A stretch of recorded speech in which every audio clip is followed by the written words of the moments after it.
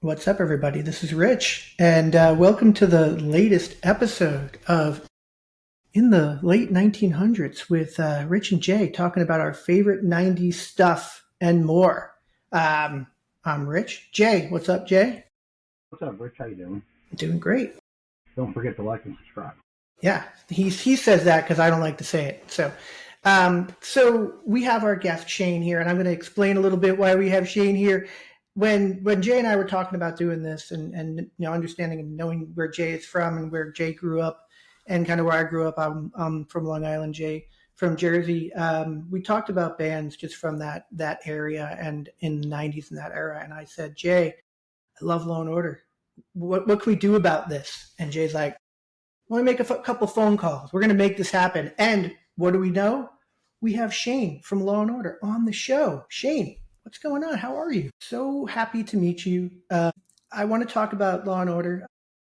It's a band that means a lot to me and meant a lot to me growing up.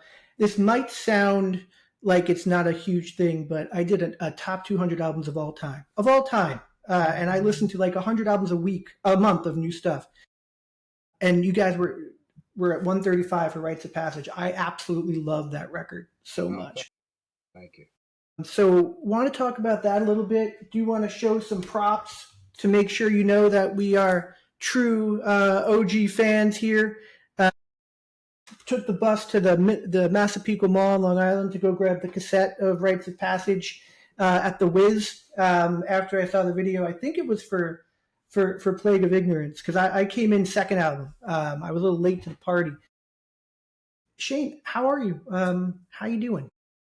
Well, I moved out of the city after living there most of my life. I'm living in Pennsylvania right now. I'm like right outside of Pittsburgh. Um, I absolutely love it out here. I miss my New York buddies and uh, all the things that there were to do out there, but it's pretty fantastic out here. People out here are very, very cool. This is still a real rockin' town over here. Out here in Pittsburgh, I feel like if Law and Order came out now, Pittsburgh would love them because that's the kind of music they love out here. I, That's what I feel like you could say that about Law and Order for probably any time except the time you actually came out. I think that's one of the unfortunate things, given just how a lot of these things kind of drop. You see a band that I have on my shirt here, Saigon Kick. It's another band that they had a hit, but like I think falls into they had long hair, so they're a hair band, but you guys were so much more than that in my opinion and a lot of other people's opinion. Saigon um, Kick played with those guys. They were really, really great guys. I have nothing but good memories of opening for them. And I think at that point they were trending, and we were just getting ready to do our first record. So really, really great guys, no doubt. I can tell you the first record, Guilty of Innocence, I had on cassette, and I wore that fucking cassette out. And it wasn't, I didn't know who you guys were. I had just gotten into Badlands, Jake Lee's Badlands around the same time. I think he released an album the same year you guys did. And I was listening to that, and I said, I think these guys might be like Badlands. Let me check them out. And it was way more than that.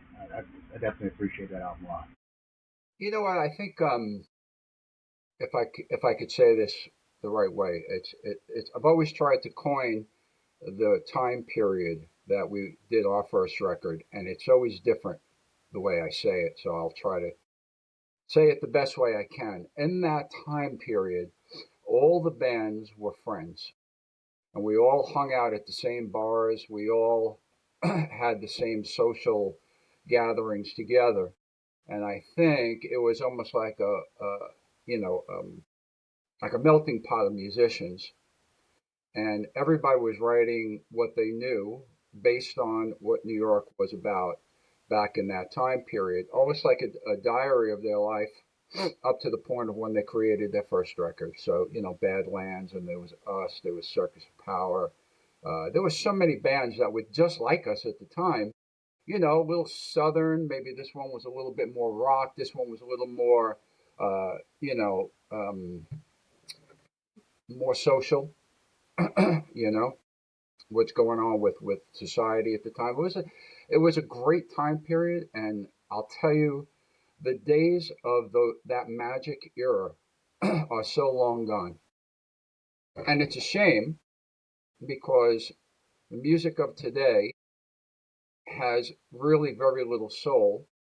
It's almost like everybody, and it's not all music. Let me rephrase that. It's I don't want to put anybody down on what they do or their crap, but today's music doesn't have that element to it. That you were living off the edge, and when you were writing as a band, and you were writing as a, well, I don't agree with that, but I agree with this part, and I don't like this part, but I like this part, and I think we should say this, and, we were like, back in the day, we were like a hockey team, you know what I mean? It wasn't like a golfing team, you know? We were hockey teams back in the day. It was like everybody's position was just so as important as the other guy. Because you either win a game or you lose a game if you have everybody working together. And that's the way it was back then. It was a whole bunch of like all this. All right, we got a song here, and it was a beautiful time. And I certainly don't see much of that nowadays. I see a bunch of writers at a table writing songs for folks, and it's just not the same anymore. I tend to think you're right. There is some bands I still play as well. I mean, I'm in a band that does very much that. We write as a unit, um, and it's important to us to do that because I don't want any of my bandmates, my family, to think that they're less than on a song or they didn't have any input on something. It should be equal. It's a hockey team, bro. At Yeah, the end of the day, you have to have a hockey team. Can't be a golfer in this business. At least, you could be both. Let me rephrase that. You could be a golfer. You're a solo artist and you want to write everything yourself, and more power to you. I mean, I grew up on bands that, you got four different influences, or five or six, or whatever the makeup of the band was, and created something greater than one person sitting down with an idea. And like I said, I don't put anybody down for the way they write, but for me, I truly miss that. We lived together. We had a house, and we all lived together, and we were a door away from each other. Like, I got this idea, 2 in the morning. I'm sleeping, wake up. I got an idea. And, all right, yeah, I don't like that part. I like this part. Go wake Robert. And you go wake him up. Like, Rob, just tap something. And it was really, I swear to God, I don't remember a time in my life that it was so uh, encouraging to keep writing and keep playing and trying to get better at your craft, because it was a healthy competition to get better. And Jay, to your point, I think a lot of the bands today are more of people who went through that before and now they're still doing it, not the new bands who are kind of have that us against the world attitude like you would see with some of these other bands who were just up and coming. They got together and just like you said, I mean, it's you listen to the story of a band like Guns N' Roses, even living in that shack that they lived in for so long and just kind of them against the world, even though they had their own problems. But like you just don't see that stuff anymore. Yeah, like I said, I think either way you do it, a good song's a good song. But now with all the Sunos out there, and people, it's writing songs for you, the AI generation. I had just read that Spotify just kicked off 150 million people because they were all Suno songs. Yeah. Yeah, it's crazy, and it's getting to the point where sometimes you can't even tell, which is a little bit scary. One thing I want to go back to that you said is like what you guys brought into the band, like what you were listening to, and what some of the influences were there. Like you read the hype sticker on the first record, which I'm still lucky enough to have the hype sticker on the plastic there. Uncompromising bluesy hardcore rock and roll, which is pretty good. New York City's own Law and Order. What were you guys bringing in, and what did you listen to? What did you feel like your influences were that you brought to Law and Order? I don't know if I was able to bring um, like a favorite band that I grew up on. because the people I grew up on didn't matter much for that kind of music. You know, like my father was a big band guy, so we used to listen to even like Hank Williams Sr., you know, or Johnny Cash, all the that stuff that my father loved, and that's the stuff that I really liked. I mean, we all had the same music around us, like all the Led Zeppelin and the Who and all that stuff, and it was we always knew that we couldn't bring that kind of influence into the band because it would make us a carbon copy of what those bands were back in the day. And I think Phil was is an interesting character. Phil is he's very deep.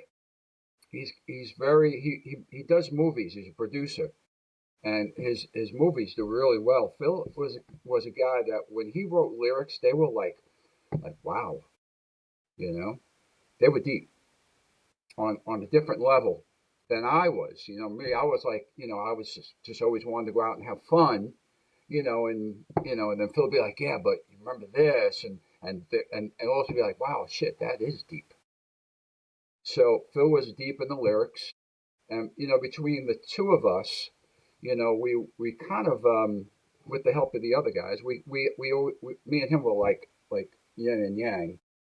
The other guys kind of like formed the basis of everything, but we were like yin and yang, me and Phil. We were always like McCartney, Lennon, you know, total different planes. And I think that was probably the most biggest influence on the band is that we were so different. Cool. So I want to ask, and I think I know the answer to this, but all I could find online to stream, not that I like streaming, but when I'm in my car driving back and forth to work for 3 hours, total each day, I'll throw on Spotify and listen to bands.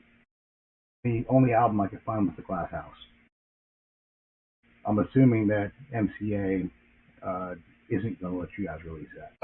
So there was a strange thing that happened with that. So Phil called MCA, and we were out of our, there was like a small window that you could reclaim your record. And then Phil had them give us a contract for that record. And then the contract fell through because the people who wanted to redo that record and get it on all the major platforms, I think that person got fired. Because I think a company like that has a lot of turnover. It's such a big company, and the person who was interested, and then we kind of like lost touch in getting that record back. At one point I remastered the record, and it sounded really nice, and we presented it to them. And I remember I put it on my Dropbox on my phone, and I like 2 o'clock in the morning because it was only 11 o'clock out there, California. I see a Dropbox alert saying such and such from this company, which was Universal, logged in to get all the songs. So I know that it got up to that point, and then they kind of dropped the ball. I would love to see that record on all the platforms out there if possible. And I think it's just a matter of me and Phil one day when we're not busy to say, hey, look, let's really do this. I know that Incubus, well, they didn't have rights to one of their albums. Recently, they re-recorded the album and added a few little parts here and there, and they have complete and total rights to that album now, and they can release it as they want to. Just a throw it out. Yeah, there's always a way to get around it. You could take an album and you could put it in, say, something like a fader, FADR, and take all the stems out, and then add parts, remix it, and put it out as a whole new recording. I mean, there's ways to get around it nowadays. You can do it. It's just whether or not you have the ability to in the studio to do that. If you have the time, if you have the resources. But there's always a way to get around it. And like I said, with me and Phil, I think it's just a matter of the two of us. As I know, he was on a film with some actor's brother, like Macaulay Culkin's brother, and he did a movie with him, and the movie did really well. So I know he's been really busy. So we're going to find time, but we're going to get that out. It's Yeah, it, I'd love to listen to it more. yeah. I was listening to that today. Like Animals is probably my favorite song on that record. It's a really really good The song. last record. Oh, Yeah, wow. the last, yeah, and what's funny though, it's funny what major labels do. Like, there's a band out there that put a record out around the same time that you guys did. A band called Greta.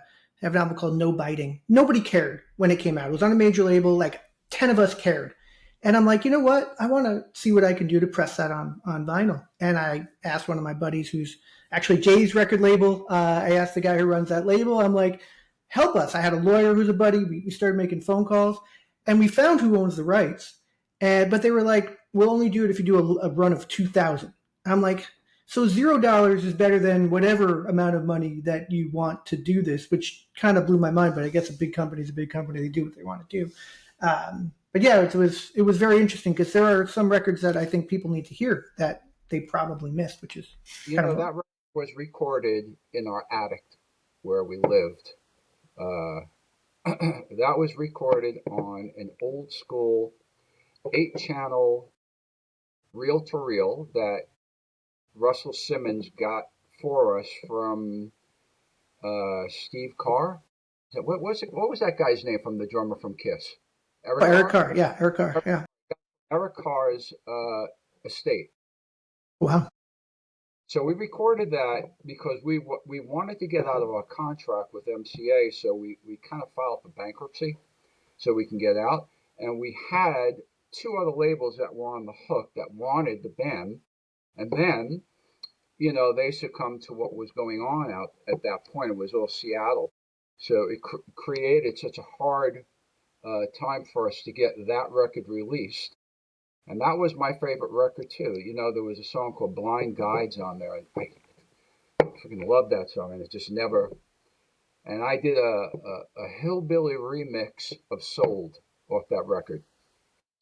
I feel like Sold is might be your story of dealing with major labels a little bit, right? There's. I was listening to the record today, and I'm like, yeah, in some of the research I was doing based on what you guys have gone through and stuff, I feel like there's a little bit of that vibe going on there. I don't think I'm mistaken, right? I'll tell you, I remember that it was so stressful because we had this apartment, and we were all living there, and we basically threw a gamble at everything that we had to get into this place and live together. And I remember the stress of the telephone calls of, no, you didn't get on this tour. No, we're trying for this one. No, you didn't get on that one. We got you this one, but it's only 2 weeks. And is the record doing well? Well, it's out there. It's gaining a little steam here, but not here. But we can't get you into this one. And it was like, it was just so stressful. I remember going to bed at night, and I had so much anxiety that I took like Day-Glo paint, and I had like this mural on the wall of like Saturn, and I painted all these dots on there. So when I went to bed, I could see like what looked like the stars at night. And I would like stare up at the ceiling and have black and white TV on, so it would shut all the noise off. It was so stressful, and everything was riding on the last thing that you did. So if you had a gig the day before, and you were supposed to have 10,000 people there, but 9,950 people showed up, you're going downhill. So where's the support? I don't see it. Why should we? There was 10 less people. So why should we throw support? And every day you were like hanging by a thread. And MCA, I'll never forget this meeting. So, our A&R guy was Bruce Dickinson. I was going to ask you about why you thanked Bruce Dickinson on the liner notes. So that's a. So Bruce Dickinson is, more cowbell, Bruce Dickinson. Yeah. That's where the character was taken from. So Bruce Dickinson had this meeting, and I'll never forget, was sitting at this giant table, and they used to let us raid the closets, take whatever CDs were there, and I had like 50 like Who CDs that I'd never seen before. I wanted to give it to my brother as a Christmas present. And I was feeling all like, wow, I'm feeling the love. And then we're sitting at the table, and Bruce turns around and he says, look, guys, this next record has to be very focused on, like a certain type of song. He says, if I can quote, "Don't bore us, get to the chorus." And I remember thinking to myself, like, what does that even mean? You know, like, are our songs boring? Do we not have enough choruses in the song? Is it not sing-songy enough? I just remember being so confused, and on top of all the other stuff going on, it was like, well, let me add that. Don't bore us, get to the chorus. So I went home and I took a big piece of paper and I wrote on my wall with this paper, "Don't bore us, get to the chorus," with a little check mark on it saying, all right, add that to my list of things that I got to think about. And then we had a fire and the place burned. Jeez. So the house burned down. And I remember my room was still standing, but that paper survived it all. Don't bore us, get to the chorus. Was that, when was that? What was the timeline? Was that after Rites or was that in between the first and second record? That was after the third record. After the third record. Oh, wow. Okay. Wow. After the third record, and we were putting, the record wasn't put out yet. It was just demo form. And I think we were trying to go with Mechanics at the time, which was Steve St. Clair's label, because he impressed us so much. We had a meeting with him about, he broke down our songs in a way that we never thought possible. And it was kind of enlightening, you know? And he really gave a shit. And I was like, we need a guy like this to like get behind us. And he was a really good cat. And he was one of the guys up. And I think, because we had three managers actually. We had Leor Cohen, who went and became the president of Warner Brothers, and then Russell Simmons, of course we all know Russell, and Scott Koenig was our kind of personal manager, and he was managing all these different bands. Like, God, I forget the name of the band. There was like one real thrash metal band that was really big that he was managing. He was managing Biohazard and us, and he died recently too. But I remember that the three of them, they had all these different possibilities for us, and it all just like, once we went bankrupt, it was gone. Also, we didn't have those opportunities anymore. So Phil had one band after that. I had a band after that. The other guys didn't do much. I took Rob with me, and Phil kind of went with Sean. And, we had pretty good success between the lot of us, you know. I don't miss having to deal with major labels. I never got signed to a major. But the labels I've been on have all been independent labels, and they've all been very artist friendly, so I haven't had to have that experience. Yeah, I think the independent label has more at stake with you. So they have to become partners with you. Whereas major labels are like, well, I'm going to wet this piece of napkin and I'm going to throw it as hard as I can against the wall one time. And if it stays on the wall, I know I got something. That's kind of the philosophy of major labels. So major labels are great if you're like Carrie Underwood. You need that, because there's so many facets of making money when you're hot that you need that. But for bands like the way we would have been a lot better if we would have signed with a different label. And we had offers and we didn't do it. And it was just coulda, woulda, shoulda, didn't. And, we trusted our management. We trusted the people involved. And it just really wasn't the right move. I will say though, you definitely created some records that are lasting, and the people who know really know. I have a couple of very specific questions, if you don't mind, about my favorite record, Rites of Passage. Sure. I think I got into you guys because I saw the video for Plague of Ignorance. I think that was the first video off that record, if I'm not mistaken. Because Headbangers Ball I would record Headbangers Ball. If the VCR tape didn't work, I would have a fit the night after, and it would ruin my Sunday. But I remember seeing that video, and I was watching it, and it's very cool because it is in CBGB, right? Like, that is legit. You recorded that in the actual place, but it is very.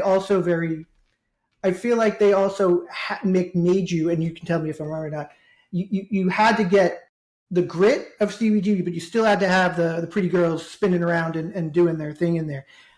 Like, what kind of influence did you have on making a video like that? Were you guys part of that decision making? Were you brought in and kind of shown where to go and you do this, or what was that like making a video in the early '90s? I think we were kids, and I think that we had an idea that was a basis of what they used for it. That particular video, which is really strange, when I was a kid, I used to hear all this stuff about the Rolling Stones mobile unit, and it used to like, wow, what is that? And then they told us that the Rolling Stones mobile unit's going to be outside CB's, and they're going to be recording the whole show. And I remember it was 95 degrees, and they brought in these lights that were like, enough to fry a French fry in less than 2 minutes. And I remember it being so hot in there, and at that point it was just a live video. And then we had, we had the electric chair from the first record. We had all these props, and they kind of intercut it with all that stuff. We didn't have anything to do with the actual filming or the putting that video together. That was done by I forget the cat's name at the time who did that.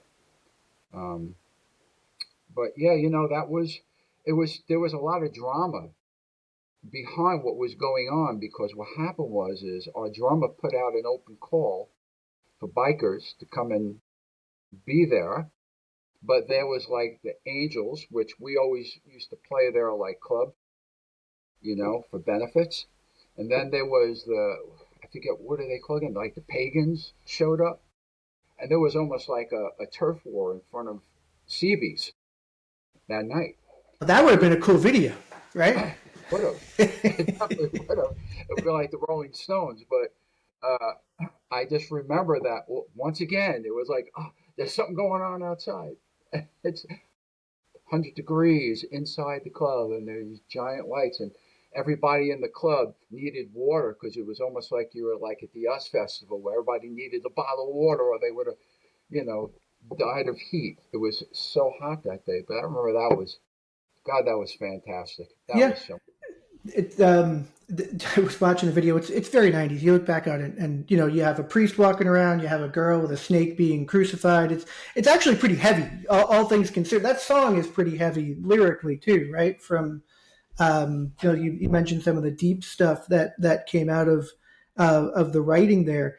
I feel like that video is the combination, like you said, the yin and yang of the two writers in the band, right?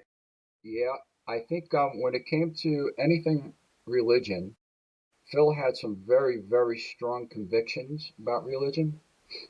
And, I guess me and Phil both grew up like, I guess, Catholic schoolboys. So I think we both had different views on Christianity and stuff. And I think that song put people's faith to the test on what they believed and what they didn't believe in religion at the time. And I think Phil, he wrote a lot of the lyrics to that song because he had a lot of really strong convictions. And I was always, a person who was a team player, like, Phil, if you got a really strong idea, by all means, tell me what's on your mind, and let's write it down, Whereas everybody played an instrument in the band, everybody could contribute and come up to the table and say, look, I got this riff, I got this lyrics, I got this melody. Nobody really took ownership. At the end of the day, it was us, So, but when it came to those heavy lyrics, Phil was very, he had a real, like, you could see it in his eyes. He had like a heavy conviction about, and strong stands about a lot of stuff. And he was very well read.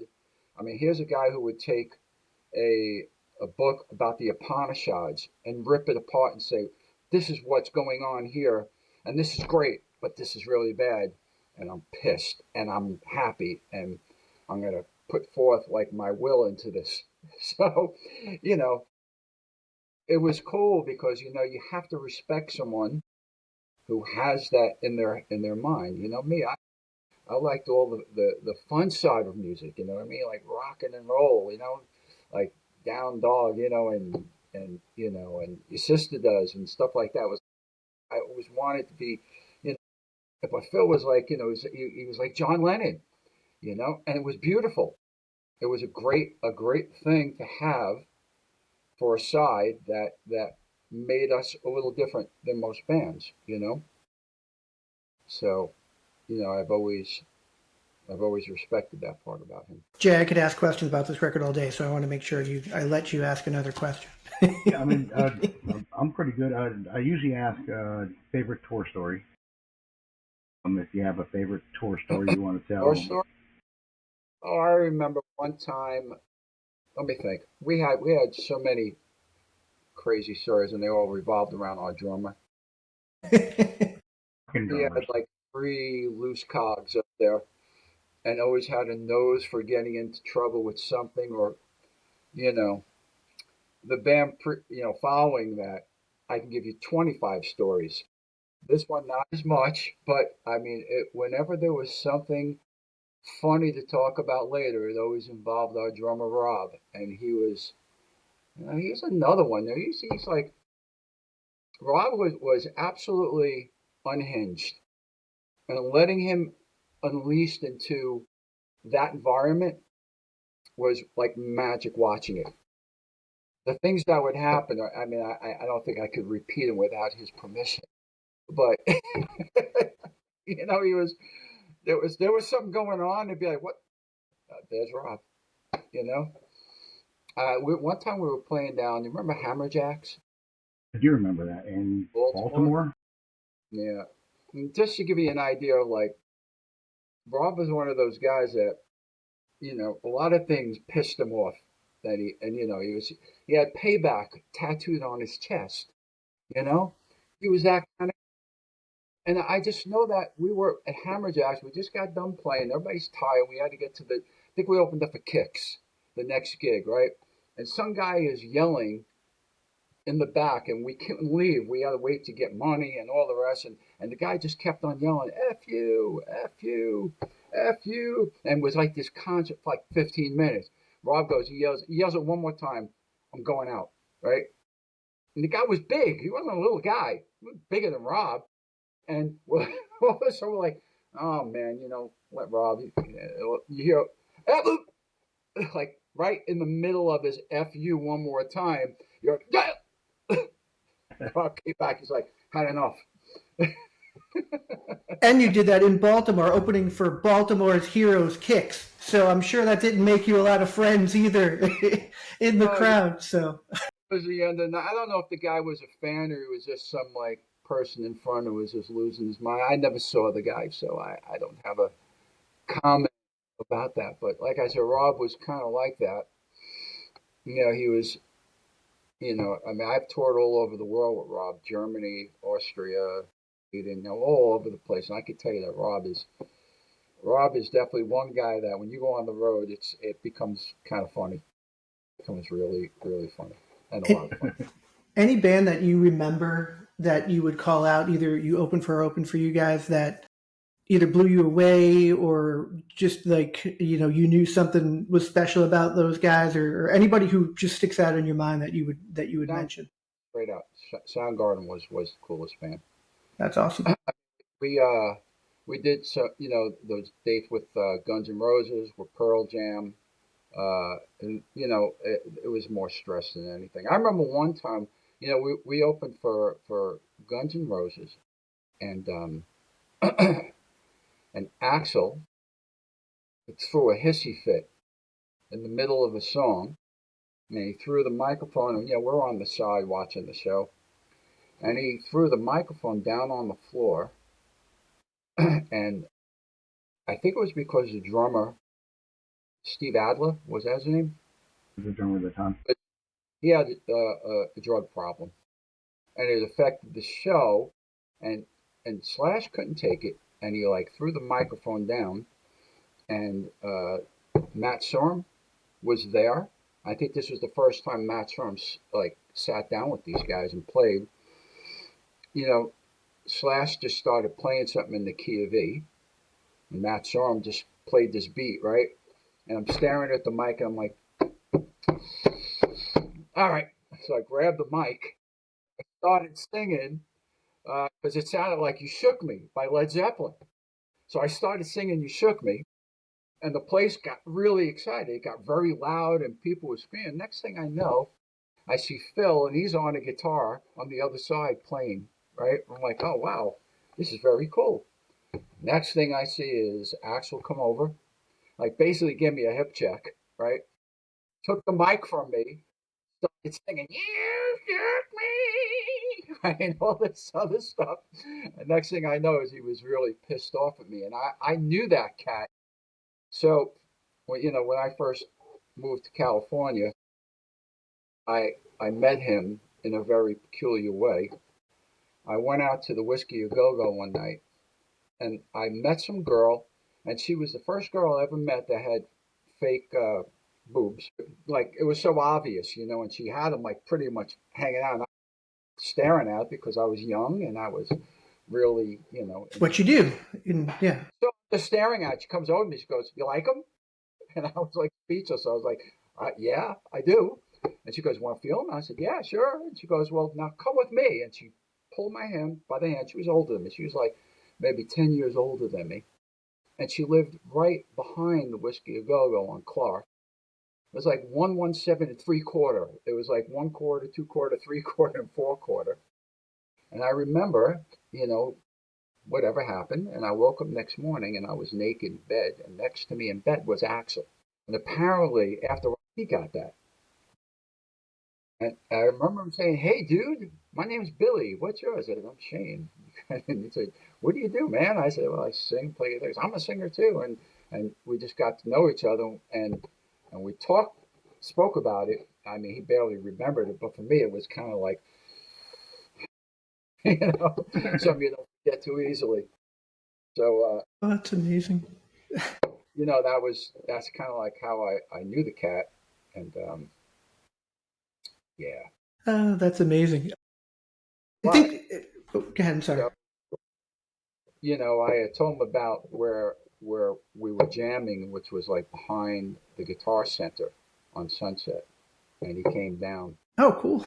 I remember that I was just writing that song "Whiskey," and I remember Slash being down there, and the two of us were jamming on it. And back there, and I think Axel walked in somewhere later or something like that, and everybody kind of like broke off and went their own thing. But I remember just came up with the riff to that song, and we were just jamming it out back there, and it was kind of cool. It was like the days when you could do a boogie beat, and it was fun. That's awesome. So yeah, I think that's know one thing about your vocals, though, Shane. Like nobody sounds like you. Like you have a unique sound that and a unique voice that I don't think you could really compare to anybody. Which is, we mentioned Axel, and he obviously falls in that range, or at least did back in the day. But yeah, your vocals, I think, are one of the things that made Law and Order stand out for me personally. me as appreciate well. that. We do. Every singer questions if they have a good voice or not, and if they don't, then more power to them. Because I can never get to that level in my life where I always felt comfortable and confident. I have this band now. It's called Duchesne, and where it's weird because this new record that we have now, we started off by being country and rock. You can look up a song called Sweet Elijah, and you'll hear Law and Order in it. And now this new record sounding more and more like Law and Order with a country twist. I feel as though I'm coming 360, and I've been through all these musical changes in the last bunch of years since Law and Order, and now I'm back to where I was, just with a little bit of a country twist, but it's sounding more and more like Law and Order every day. So maybe there's a shot that people will say, "Hey, this kind of sounds like that."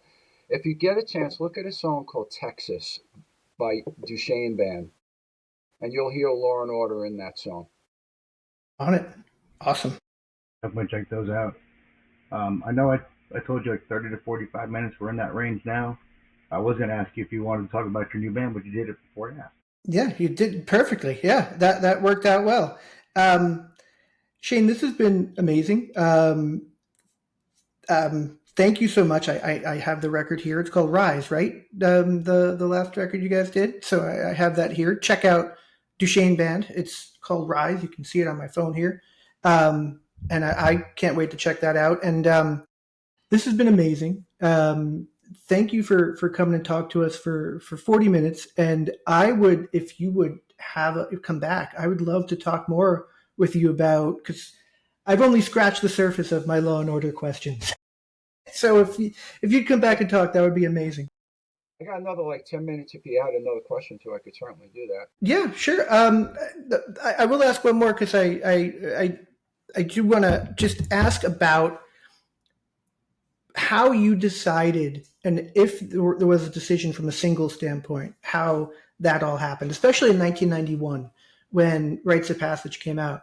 What kind of input did you have? I know we talked about the video, but is that is that dictated to you that we're going to start with Plague of Ignorance and then we're going to go here? Or are we going to, or did you have a different opinion? Because to me, if you were to put out Dawn Over Zero and then Plague of Ignorance, then River, I feel like it would have been a great kind of transition 1, 2, 3 there. But what does that look like for you? Well, I think it was basically decided by a show of hands. It's like, what should we lead with at the time? And I think we kind of had strong opinions on what we wanted to see as that first single. It's funny. Dawn Over Zero, I remember the feelings that was going on in everybody's mind because that was when we got into, the Iraq War. And we were going to record our record 2 weeks later. And we weren't sure if that was going to affect us going out there. Because there was a lot of emotions and feelings going on back at the time. And Dawn Over Zero became the song that we wrote before, 2 weeks before we went out there to record the records. So that song was written solely on the instance of what we were feeling about, the Dawn Over Zero, meaning the day of war, So I remember that was we were real close to that song. Yeah. Yeah, and then River is another song that I just love, and I feel like if you played in your band now and played out, you could probably put River in that set. I don't know if you do that or not, but was that a song that you were involved with writing, or is that a Yeah, River was something that I think it was like me and Phil was sitting around with acoustic guitars one day, and I was sitting with the mandolin. As I used to play the mandolin when Phil used to play the acoustic, like for Shelter. That was another like mandolin acoustic, and I got some photos I could forward to you because we recorded that sitting on the couches in the recording studio. We were just sitting around, just kind of playing, and they put a mic next to me, playing the mandolin. Phil was playing the acoustic, and and then Sean was singing some backups, and it was one of those moments. I'd It love was to like see that. for the moment, that song. That's awesome. Yeah. But I have so much more, but let's save it for a part two if you don't mind, because I would love to have you back. I'd love to hear more stories. I want to. I dominated this one, Jay. Okay, Because I dominated the first two. you dominated the first two, so we're even there. But we didn't even get into really the first record. I have questions about the third record. I have questions about so many things. But Shane, it blows my mind that we were able to make this happen because your records mean a ton to me, especially Rites of Passage. I appreciate you joining. I appreciate what you do musically. Can't wait to check out your new stuff. And please come talk to us again. I will. I will. Thank you very much, Jay. And No thank you. problem. Stay in touch, man. Okay, we'll do. Thank you. Okay, be well.